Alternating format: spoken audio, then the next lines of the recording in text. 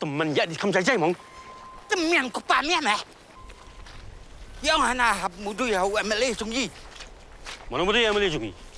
Tip sino meh mga. Abang alim ta la post nyang buat show.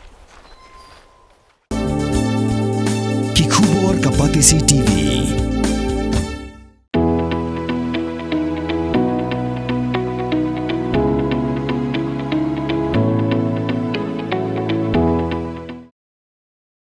Menteri Ramba ke Jila Assam, Himanta Beswa Sarma ul Bthah, yaki Assamese, bagi deben Pyndik Beit yaki Miya Muslim, Katba Kimon, Himanta ulong, bamu ubat ke BJP, unne Pyndik Beit yaki tak hadu bikin dapat keratno na Assam.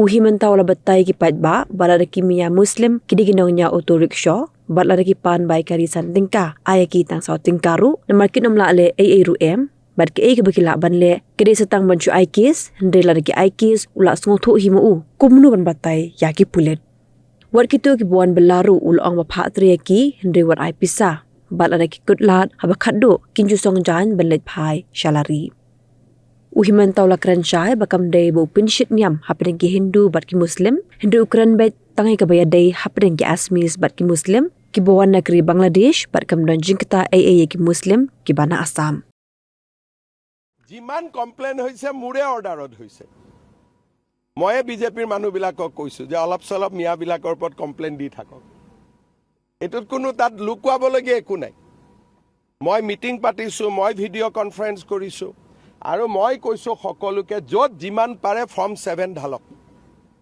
যাতে অলপ দৌৰাদৌৰি হৈ থাকে কষ্ট হৈ থাকে বুজি পায় যে অসমীয়া জাতি এতিয়াও জীয়াই আছে ইয়াত এটা কংগ্ৰেছৰ আপত্তি থাকিলেও থাকিব আৰু মই কি কৰিব পাৰো কৰক না কি আছে এটো বিউটিয়ে কৈছে ক কেছ দিয়ক পুলিচে বিচাৰ কৰিব কিন্তু মিয়াকেটো কষ্ট দিব গৈছিল নহয় গতিকে জুনে যেনেকে পাৰে মিয়া কষ্ট দিয়ক না আপুনিও দিয়ক না ৰিক্সাত উঠিলে 5 টকা ভাড়া হলে 4 টকা দি দিব কষ্ট খালেহে অসমৰ পৰা যাব ৰাতিটো 9টাত গৈছিলে মইতো কম মিয়া কষ্ট দিব ৰাতি 12টাতো যাওক কবাত যাব খুজিলে এইবিলাক কোনো ইস্যু টিস্যু নহয় হিমন্ত বিশ্ব শৰ্মা আৰু বিজেপিয়ে ডাইৰেক্ট মিয়াৰ এগেইনষ্টত আছে আৰু এইবিলাক আমাক ইস্যু বুলি কৈ কি লাভ হ'ব আমিতো কৈয়ে আছো আমিতো লুকুৱা নাই লুকাইছো নেকি আগতে এইবিলাক মানে ভয় কৰিছিলে অমুক এটা নোটিছ গৈ গ'ল অমুক হৈ গ'ল এতিয়া ময়ে সবকে এনকাৰেজ কৰো যে কষ্ট দি থাকক কষ্ট নিদিলে যোৱাকালি মই চাই আহিছো দুলিয়া জানো গৈ পালেগৈ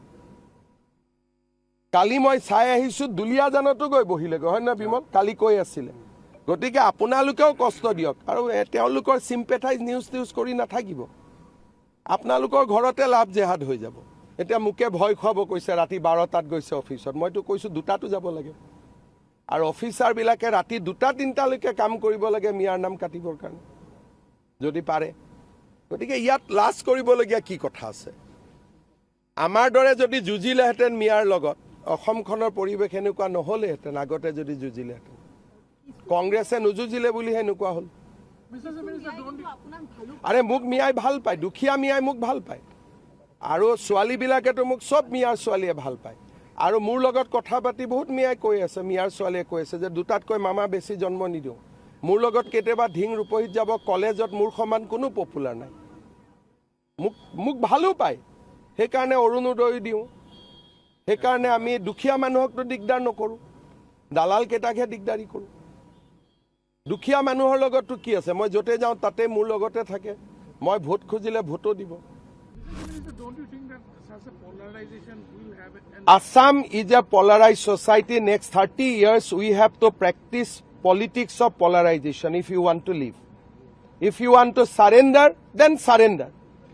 But as a Assamese, I don't want to surrender. So I will fight, I will polarize. But polarization is not between Hindu and Muslim. Polarization between Assamese and Bangladeshi. That is the difference. So we don't fight with Assamese Muslim. We only fight with Bangladeshi Muslim. What is the problem?